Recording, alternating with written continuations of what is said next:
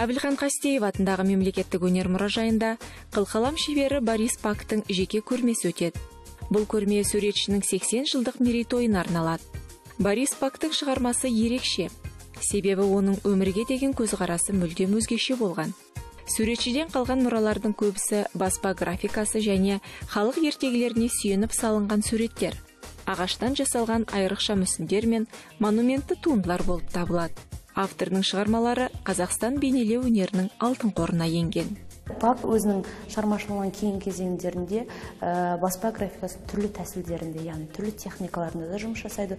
Оның ішінде афор техникасында, кейіннен түсті литография техникасында да жұмыс жасайды. Мысалы, 70-ші жылдары ол өзінің афор техникасында бірқатар туындыларын жасап, ал 80-ші жылдары көбінесе түсті литографияға басты назар аударып, өзінің кинетикалық натюрморт атты топтамалық туындыларында жазады.